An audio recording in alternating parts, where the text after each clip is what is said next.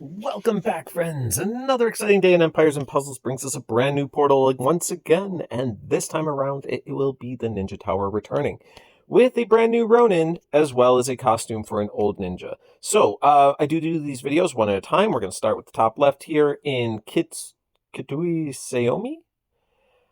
I kind of dig the art here. It's feeling like a demon ninja, right? And granted, you can't be an astral demon and a ninja at the same time, but maybe she got lost. I don't know. Maybe who knows? Point is, we've got this cool looking blue ninja with an awesome hat. I dig the hat a lot. Let's go into what this character actually does. First things first, we get the rogue class. So you have that chance to dodge at random, which is pretty fun. I mean, anytime you dodge, it's pretty helpful for you.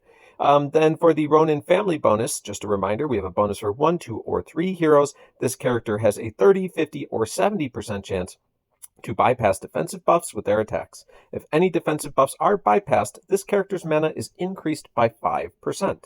Now, the cool part about this is it says if any are bypassed. So understand that if this character hits more than one target and bypasses several targets' defense, she's gaining 5% per target that she bypasses, or per character that she bypasses. So I think that can add up to some unexpected mana gains, which is kind of fun.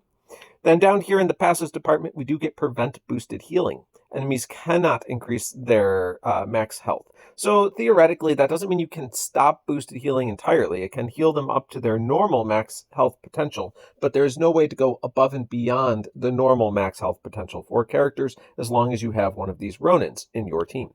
All right, then you have Dishonorable Defeat as the next passive. It says, when this character is defeated by a special skill, they perform the following actions. The attacker receives 450% damage, and the attacker receives a 1500 bleed damage over 3 turns, or equating to at least 500 damage per turn. Probably a little more with attack boosts, etc. So, pretty cool stuff there, but I will point out that this does require that they are defeated by a special skill. If they are killed by tiles, this effect will not trigger. So something to think about when you're killing Ronins is that if you don't want to deal with this death rattle, maybe consider a way to kill them with tiles rather than special skills to avoid some damage that could be coming back your way. This is good FYI information, so just keep that in mind. Now, over here in our Aether Power department, we do get Rage. Rage is going to be just attack up for the first 6 turns. It's just wrapped in a different package. This is a 15% increase, but then each time she takes damage over the first 6 turns, it's going to increase that attack by an additional 1% up to a maximum of 25%. Personally, I just prefer attack up over Rage, but whatever, like it's fine. It's still a nice attack boost at the beginning of the fight. Now, will that matter? Will she be able to cast a special within that time? Well, that's the interesting part with ninjas, because this piercing Kozuki katana, I know, I slaughtered. Just roll it. Anyway, so what does this special do? The nice part is you can choose how fast you cast it. The first speed is going to go off at very fast speed. So if you want, you can certainly take advantage of that rage buff and cast this person's special whenever. But because it's a tiered special, you're going to have to sacrifice, most likely going for that higher tier if you want to take advantage of your Aether Power within 6 turns. So here we go. What are we getting into here? At first mana charge, we are going to be dealing 410% damage to the target. The target receives 568 poison damage over 2 turns. So we're talking like 300-ish, probably to 320-ish damage a turn. Okay, that's not very impressive at the first tier, but it's also not bad, right? And this is the important part to remember, is you choose when to cast this special. Now, second mana tier, we're dealing 420% damage to the target and nearby enemies. The target and nearby enemies receive 789 poison damage over 3 turns, and after 1 turn, the target and nearby enemies get paralyzed for 2 turns. Okay, here we go. So, not only are we going to be doing significantly more damage, changing it from a single target to 3 targets taking this damage, taking increased poison damage over 3 turns, and then we're adding a paralyze effect. So, look, the first tier of this character is a pretty much no-go for me. Unless I really need to snipe someone out in order to stop them from getting their next special off, I am definitely waiting till at least tier 2 to get the paralyze effect in play. It is way stronger than not having that at all. In fact, it won't let you just paralyze a single target, which I think is a little bit lame, and I wish they would have reconsidered that, but whatever, that's fine. Let's move on. So what do we get at the third tier? We get Deal 430% damage to all enemies. All enemies receive 1500 poison damage over 4 turns, and after 1 turn, all enemies get paralyzed for 3 turns. Okay, so that's super cool. Look, paralyze is a very strong effect. I'd say it's like sleep on steroids, right? Because the difference between sleep and paralyze is that paralyze can't be broken by damage, whereas sleep can. Paralyze is just going to leave them locked down regardless, and it's such a strong effect, and there's no real way out of it once the paralyze kicks off. And let's go ahead and click here so you can see what this question mark does for the paralyze to remind yourself what it does. Paralyzed enemies can't attack or gain mana and receive 50% increased damage.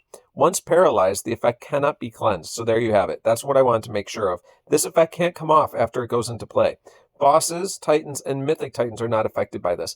But the reality is, if you let a paralyze go off on your team, you're done. Like, everyone's just done for those 3 turns. They're not gaining mana, they're not able to attack, and they're taking 50% increased damage. And even if you somehow kept a cleanser, like let's say you had Toon Viv out there and she resisted all of it, and you're like, oh, I'll just cleanse it off of everyone. You can't. Paralyze can't be cleansed off. So you're just going to have to deal with the fact that you don't have those characters at your potential for those 3 turns. Absolutely bonkers, if you ask me. So I do like this character. I do think she's interesting. Again, I will point out that all of these tiered specials for the ninjas and the Ronins, etc., they operate pretty much exclusively well in attack teams. In defense, you have 0 control over what the AI is going to choose to do with this character. They will cast whatever special they want, whenever they want, and sometimes it's at a huge detriment to yourself, because rather than like cast the special before the character dies, they'll just wait until they get like a full 3 tiers and just die with a perfectly usable special ready to go, just not utilized because the AI doesn't think about stuff like that. So I'm just saying, like, look, the reality is these are attacking heroes for the most part, so just keep that in mind. So my rating will be for them as an attacker. I'm going to say that this character has a lot of potential. I'm still putting her at an 8, though, because I think that in reality, she's very good. I like the fact that you can choose how to utilize the paralyze, but the reason I'm not going to give her the 9 is that her first tier doesn't do the paralyze to a single target. If that was the case, I'd say she was great all around. But at this point, you have to wait until at least the 2nd tier to utilize this, and that is fine, but I think it edges her out of a 9 range back down to like an 8, which is probably where we want new heroes to come out at anyways. When they get into the 9 range, they end up being a little too OP, and they really affect the meta more than we'd like. So I think she probably is exactly what she needs to be. A great attacking hero, a great ability to lock down opposing sides with paralyze. If you get her, congrats. Definitely level her up. I think you'll enjoy using this one, so just keep that in mind. So, again, everyone, if you do enjoy what I do, I would love for you to consider hitting that subscribe button. I know it's a little self-serving here, but I'm still on that journey to 1,000 subscribers. We're in the final 100. We're somewhere in the 900 range, which is really cool. Like, it's definitely going to happen. I'm just curious when I'm going to get there, and if you want to be part of that journey, now is the best time to do it, because we're in that race to get there at the very end. All right, everyone, I appreciate you. If you are interested in seeing the Red Ninja one, take a look for that. I always do my videos separately. It should be popping up in your feed.